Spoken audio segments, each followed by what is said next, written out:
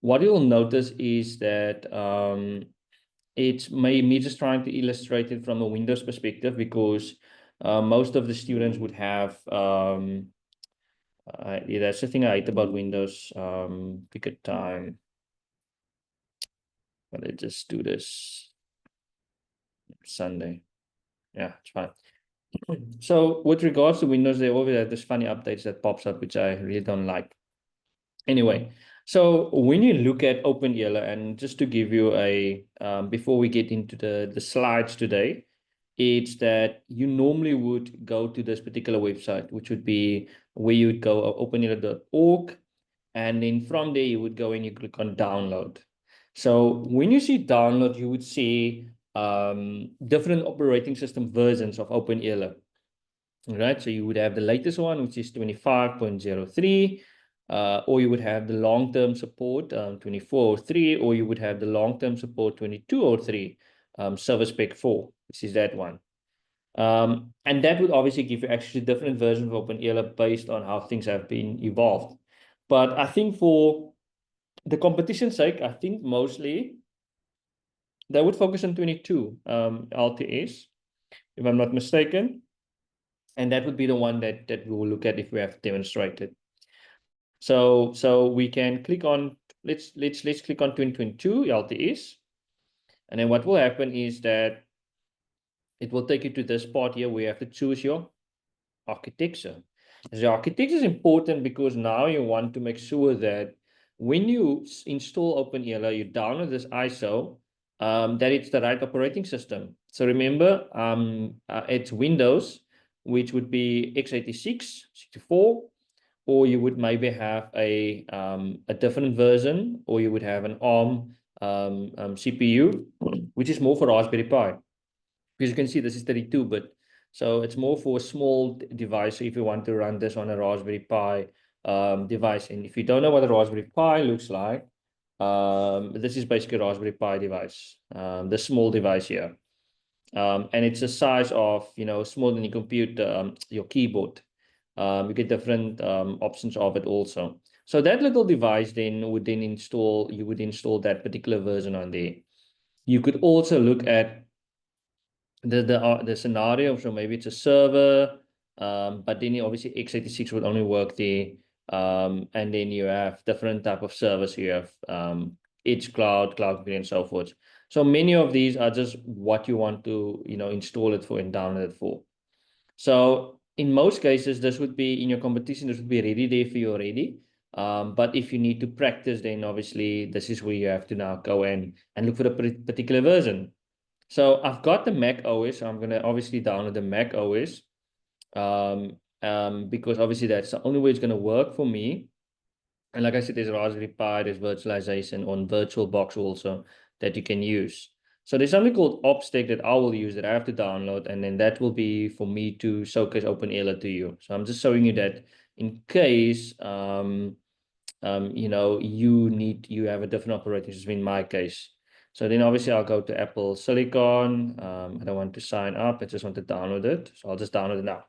So that's obviously what I have to go through in my case. I can even install it via that, which is another story. But if you have Windows, then obviously that's why I've got this virtual machine here. You would then obviously go to either, if you have Edge browser installed, you would go to Edge, and then you would go to OpenEuler, and you would say maybe download. And then obviously that will give you whatever you want to install, which in this case, Microsoft allows you to install it also inside their packager. So even the Microsoft Store. So if you do that, it will take you to the store, and then you can actually install it as a call it as a plugin inside Windows with WSL. Obviously that will pop up and check your credentials to verify it's you. Let's do that. See if that's right. No, I think I forgot my PIN. I don't know what was my PIN. I think that's a different one, so I'll just double check. Maybe it's not listed here, so it's fine. So that's another way of how you can do it also. So I think because I obviously don't have an account now, I can't download it because it wants obviously to install with that account. So when you say get and you download it, it obviously wants you to sign in and validate. And that's the ridiculous part that I hate about Microsoft and all that stuff. But that's if you want to install it via Microsoft, you can do it like that. Okay, so that's basically preparing to download. And when that's done, you can run OpenEuler inside your Windows store. So that's another way of how you can get it working, okay? It's similar to how you would install Ubuntu and all that. So there you can see we're downloading that little 104 megabytes file. So the way I'm doing this is ease of way of showing you how you can get it working without the need of struggling with installing a virtual machine, using VirtualBox. Everything's already embedded in this kind of Windows Store tool, and you just run it as part of your Windows application. So that's a way of how you can test and practice. Okay. So there's many ways of how you install it. So one way is if you have Windows, or in this case, in my case, I've got a Mac, you go the other route. If you have Windows, you go the route that I just showed you now. So let's just see how far the Mac is. I know it's somewhere here. Just see. Okay, it's still downloading. So there's 2 minutes remaining. And then when that's done, you obviously just choose the application, new machine. You then choose the version, and then that's it. And then obviously we'll download that version for you to run it. So this is how you can run OpenEuler using OpenStack. Remember, the other part is you run it through VirtualBox. And so VirtualBox, you would then download VirtualBox. You would then basically look for OpenEuler, the DVD ISO. And then you go through that whole process by installing VirtualBox, installed on your Windows. Again, this is just showing you how you can do it. And then again, you choose, the name of the OpenEuler operating system, and then you choose the Linux type, and then you have to now create your disk space here that you will use your memory. So here you choose how much memory you want to allocate to OpenEuler. So in this case, we will choose 4 gig. Recommended is probably 512 because you're just testing it out.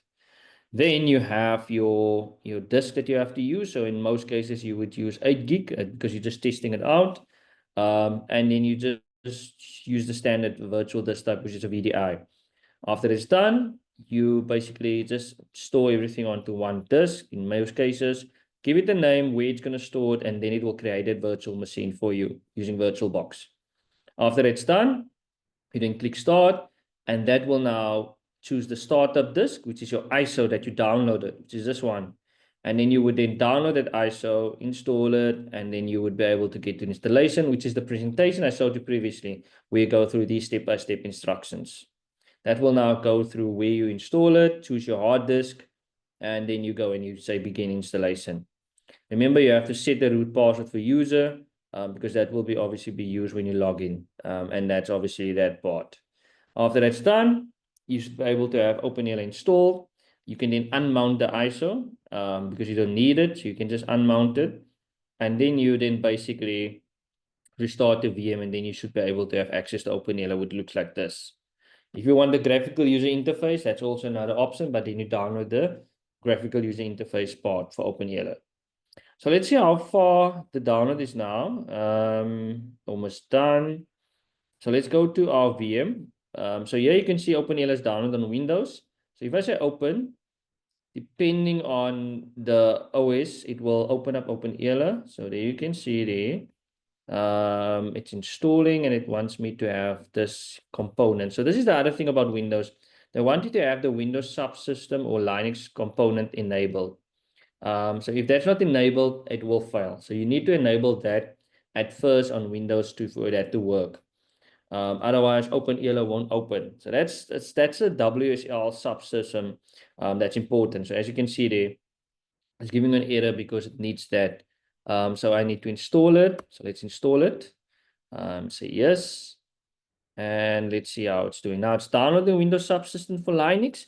So that's basically running Linux inside your Windows without needing to restart and clone your disk and add another drive and so forth. So it's a way of how you can practice Linux while you're still using Windows. All right.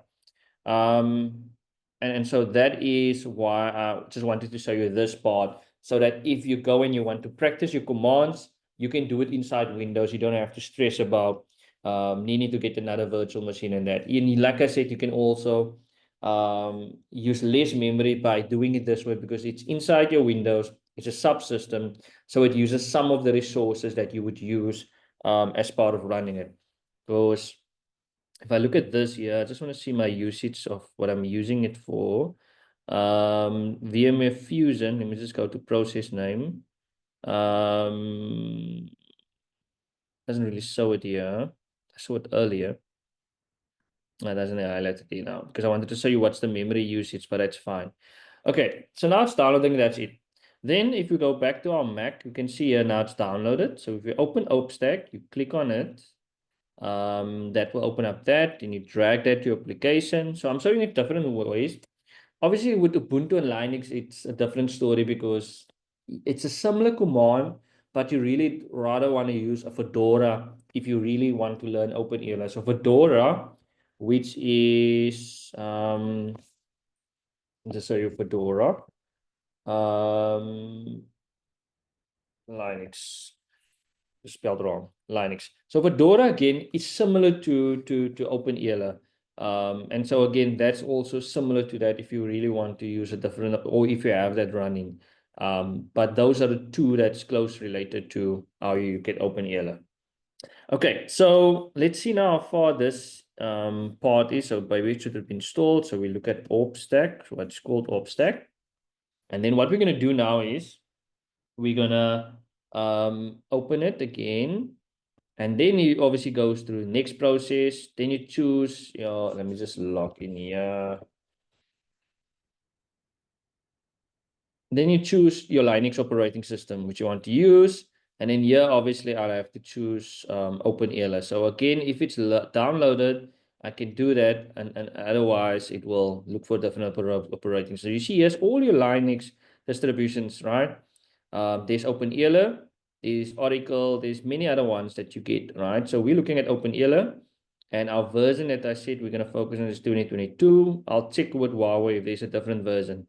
And because my CPU type is Apple, I'll use Apple.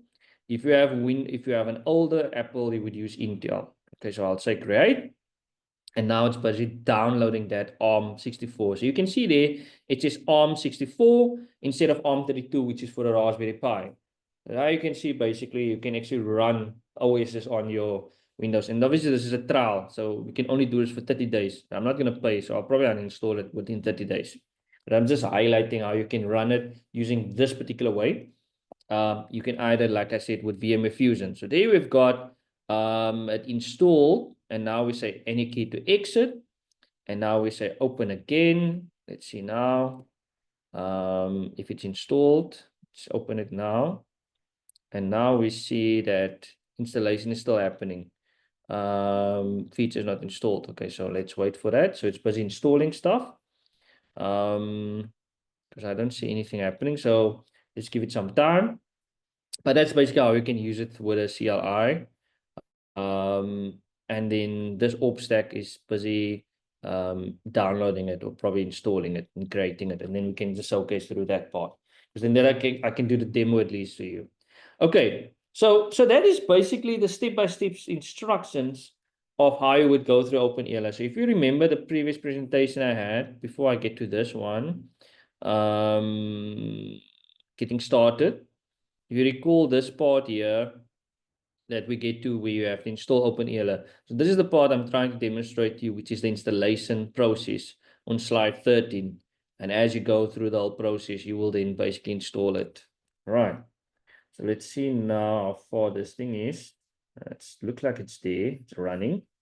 So now I open this and that would open up another window. So let's see. Okay, there it's done. Let's see. Welcome to OpenStack, system information. And it looks like I'm inside OpenEuler. Okay, let's do that. Let's clear the screen. Okay, so this again is basically OpenEuler running. Okay, and so if you go through the presentation, if you look at list, those are other commands you'll get. Let me just see if I'm in the main root. So there you have the main root.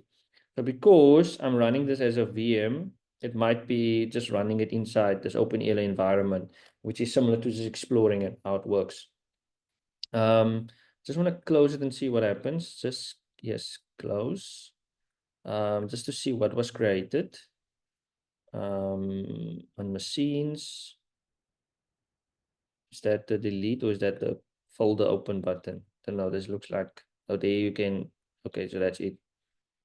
All right, so it's just a container that was basically pulled because now I can see I deleted the machine and it's gone. So again, that's basically how you do this whole thing. And then you can do that. Okay, so that's OpenEuler using this OR box, but let me just do that for now because I need to just demonstrate. So this again is already installed in a way because here you obviously have OpenEuler already downloaded. We can use that one and I'll just say Apple, let's say advanced. We're not gonna do any of that and we'll just say great. So that will be basically create that version again now because I just need to see why I couldn't see the GUI. If I look at this here, installing it on OpStack is basically just the console. Yeah, there's nothing much to do it, right? So just the OpStack part doesn't actually gives you a interface like you would see. The WSL is the one I tried now, which is the subsystem through Windows Store. And that's the one I tried to show you, which is obviously, I probably have to download that particular file and then it probably add that package and then it will work. So that's the other option. So you can actually go to the wiki and just see how you can get it installed. Okay. And then if that's done, that will give you access to OpenEuler. So let me just open up the warp again. See how far this one is. So it's still doing that. Then again, maybe if I restart the VM, that could maybe, let's do that. And see if that will maybe solve the problem that we had, the dependencies. If not, then probably have to start using Windows instead of Linux or Mac OS. And then just do it like that, but we'll see now. All right, so that is that part. So if you look at today's presentation, today we wanted to look at obviously the CLI basics, which is the command line interface, and that's what I wanted to cover today. But also just to give you that overview of how you can install it. All right, so looking at today, let me just go back to the first slide.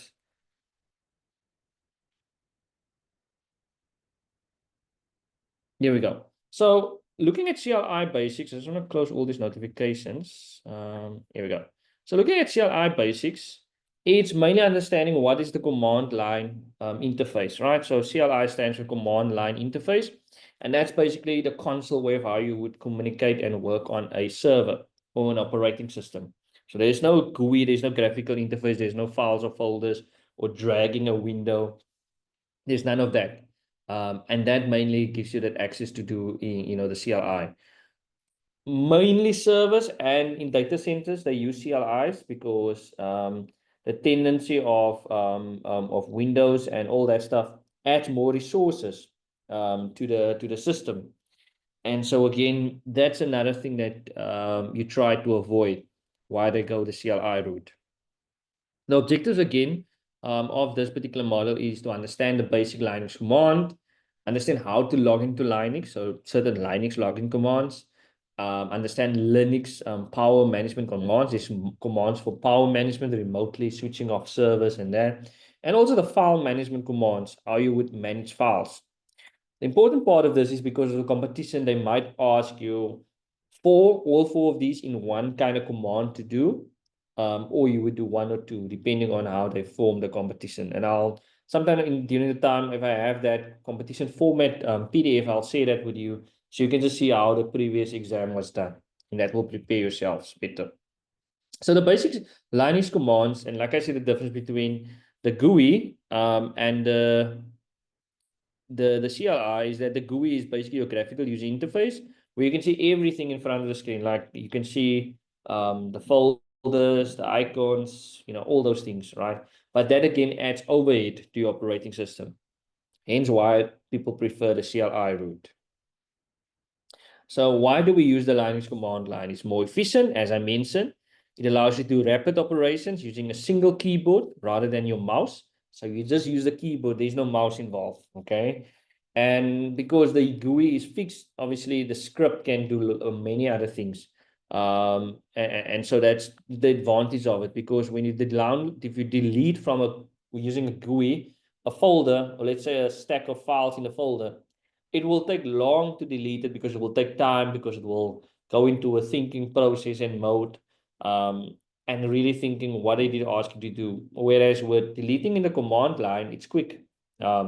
It is a command that you would use, which is called RM, and we'll get to that. So again, low overhead compared to the GUI. And also, like I said, most always running servers do not utilize GUI. So again, most servers in data centers use the graphical user interface. And also, again, when you look at managing and other things, they do not provide GUI or graphical user interfaces. So again, there's a syntax of commands. So again, when you type the Linux command, you would have to say the command. If there's an option that you have to specify, would be this here. And then you would have the parameter, which is what you want the command to do. So in this case here, you want to list a file or folder. The A means it's long listing in a way and then the A means all, which is obviously you want all the files to be seen in this folder. So it's like a shortcut. So you want to list what's in there, and that's what you would do. So if you look at this command, I'm just going to see if I can bring up that warp file. No, that's not done yet. Let's see how far this one is, because it is OpenEuler. So there we have it. Okay, so it looks like it's there. So let me just clear the screen. Can I move this up? Let's see.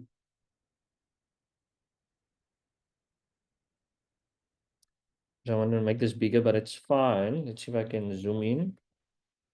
Here we go. Much better. Okay. So when you look at this, okay, that's better. If I use the list command, you can see it lists nothing because I'm in a folder called OpenEuler. So there's nothing in there. And if I go out, and I'll just quickly show you, then I'm in the main root now. So now I'm in the main, so I can see a lot of files here and names, and we'll get to the directory way earlier, later when I show you. So let's say I want to list what's, and I think if you look at this command here, let me just minimize that. You want to list LA etc, right? So you want to list long. So you will obviously see a bunch of files because the etc folder has sometimes many files in it.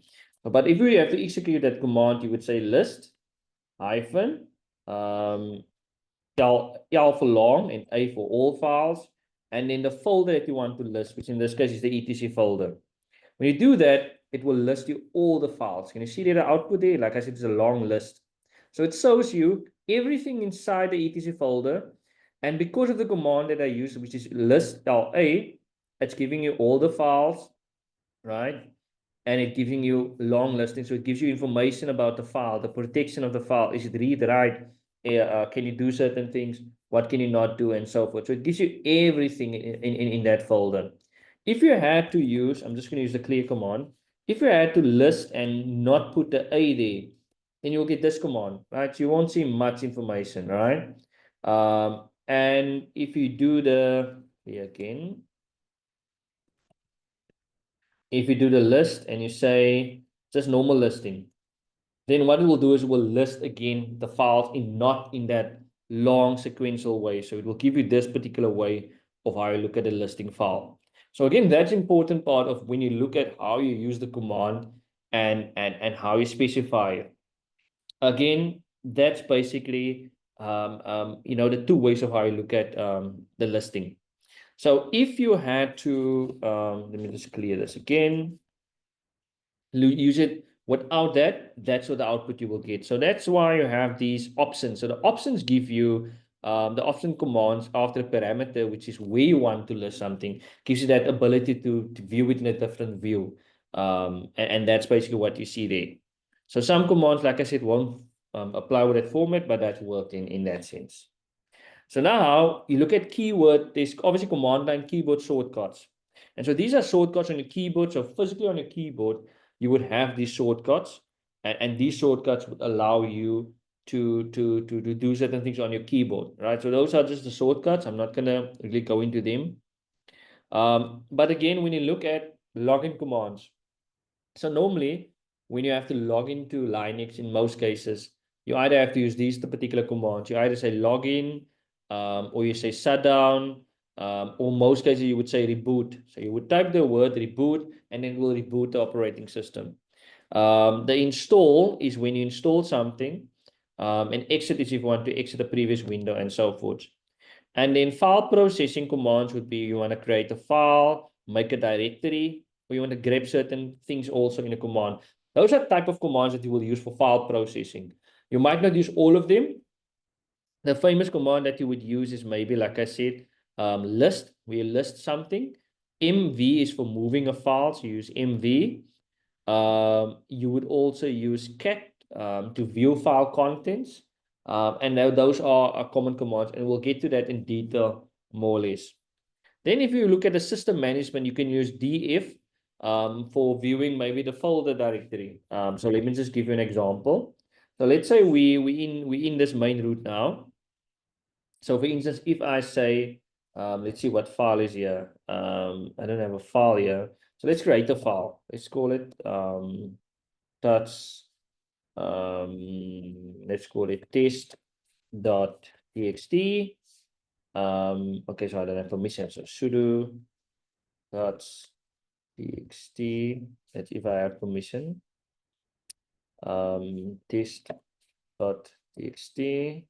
Yeah, they have no permission. So you have to say sudo in front, because sudo is a super user. So you basically have to ask it permission. So it's like you know, when in Windows, you say run as administrator, that's the command called sudo. So sudo in Linux means you want to run it as an admin user.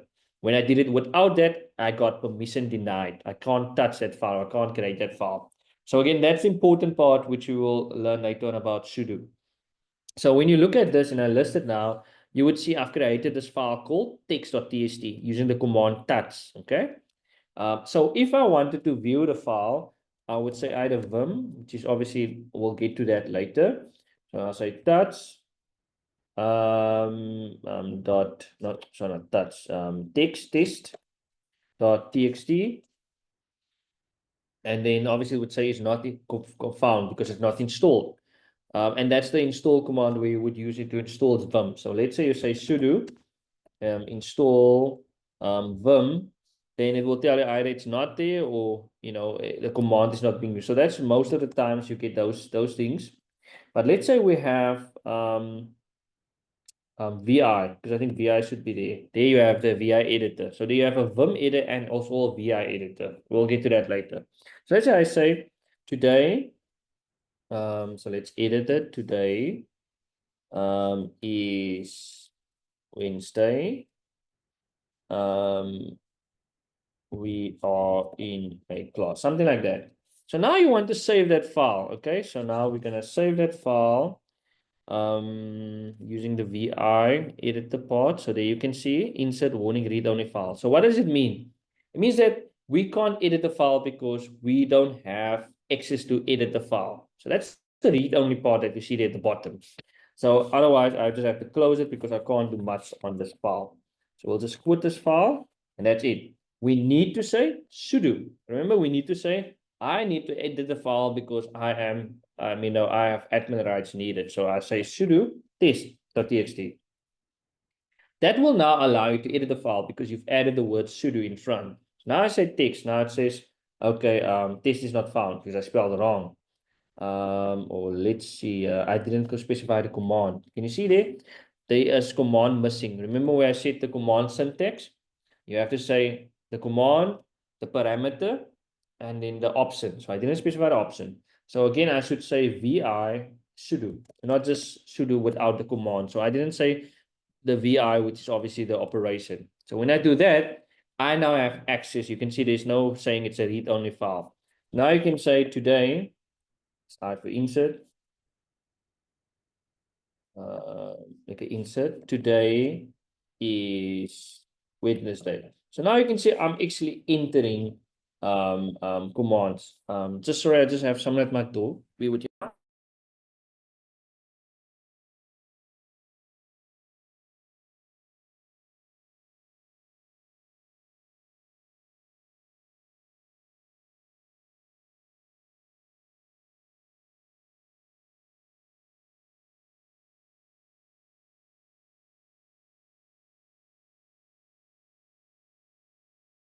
All right, I'm back. Sorry about that. Okay, so when you look at this command, today is Wednesday. It says that, I'm editing a file, so I'm editing stuff, so I can put anything there and so forth. Now I want to save it, so I would say exclamation mark, WQ, and then exclamation mark, and that means it's saved now. So when you look at listing the file, you can do concatenate, which is the cat command, which is the one that I highlighted here, which is the file processing. And then you would say the file name. So we say test.txt. What does that mean? It will show me the contents of the file. So in most cases, when you're busy in Linux, you maybe can't see the file contents, or you want to view the file contents and you want to see something while not editing it. You would use the cat command to view the contents of the file, doing that. And that's why it's called a file processing command. So that's the cat command. If I have to move the file, I would use the move command. So I would say move, and if the file is called test.txt, I could simply use the move command to rename it. So I could say Wednesday. Oh wait. Okay, .txt. So what it will do now is, and remember you need to have permission, so you have to say sudo in front. So sudo. What it will do now is that if I go list again, there is no file called txt. It's renamed to wednesday.txt. So that is how you can use the commands, as file processing. So that is when you use the move command and you want to rename a file without changing certain things, you just basically use the move command to rename it. So that's that command. The list command I mentioned earlier, and the make directories if you want to create a folder. So for instance, you see these are all folders. If you see the blue, these are all folders, and this is a file. As you can see, it's a different color. So if I want to create a new directory, I would say sudo mkdir, which is make directory, and I would give it a name. So let's say I call it student. It doesn't exist. And then what it will do is it will create a folder called student. If you do list, you will see the folder there called student that I just created, which is here. That's the folder. Now that's make directory. I want to list the folder in long, then I do ls all, and then that's the folder I'm in. So I can see that there's the student folder created. There's no files in it, and it belongs to the user root. That's why I have to do sudo. The only folder that I have access to that is me is this private folder, which is there, which I probably can use commands without using sudo because it belongs to the user itself. So that's the permission structure that you can see in Linux. Okay. There's other commands also, which is for network operation, which we'll get to, which is ifconfig, and that's to see the IP address of your Linux virtual machine, to ping and do a netstat and those type of things. Those are things important. I think the most important part is the file processing and even system management if you need to view the folder structure. So if I say df -h, that shows me my file system size. So it shows me, and the H means human readable, because without that, if I just do that without that, you will see it in this way. So now you see the blocks, you see available, and you say where it's mounted in this case. But if you look at the difference between the two, this one shows you the amount of gigabytes or bytes that's used. This one shows you it all in bytes. So that's not human readable. You have to make sense. You have to now figure out, okay, what does this all mean, the numbers? But when you look at this, it already made it for you that it's 103 gig in total. If you look at the block size. So that's mainly how you look at it. If you look at it as 826 probably megabytes in this case, and there you can see it in that value. So that's the difference between adding a option to it. So the df is mainly a file system management to see the files in that. All right, so those are more or less Linux commands that you will get to use in Linux, right? There's other ones also like password if you want to change the password. SU is if you want to change a user. We'll get to that. There's change group. There's change modification. So that's if you want to change a file. Change ownership is this command. Sudo, I mentioned that again. PS is for seeing processes. and so forth. And then there's other commands that if you want to unzip a file, you use the tar and then zip and those commands to do certain things. So that is Linux in a way. Those are classic commands of Linux that you get to use normally. So when you look at the login, this is mainly what you will see when you log into OpenEuler, and you will be presented with, this type of interface, as you saw now, what I saw earlier. And with that, then you will then obviously understand how these commands work. So again, as I said, some of these commands are used. These are just showing you the ID of the username and so forth when you log in. So when you log in, you would see certain things as to who's logged in and so forth. And that's what you will see with the IDs. On the power management controls, as I mentioned, certain shortcuts can use that. So shutdown, it shows when you must power the server shutdown, and many other things, and even specifying the time can be also helpful. And as I said also, the reboot command is what you can also use to reboot certain things. File system commands, this is where we're at now, where I just highlighted to you now, which is seeing, the file system like you see there, list, and you list everything. And then this is the directory that you're basically looking at when you look at it from the root directory perspective. All right. So this is basically, when you look at Linux, the whole overview of Linux and the file system, what it looks like, and how it, how Linux is built. And all of these files, certain directories have a reason for existence. So the etc stores all the configuration files. So it's a very important folder in Linux. The boot folder, again, also very important. And obviously additional software normally goes into this folder. And if you have to mount a directory, you would use the mount or the empty folder. There's many other directories also, which we'll get to. Normally the var folder is used where you install for website files. If you need to run a web server, that normally goes into the var folder.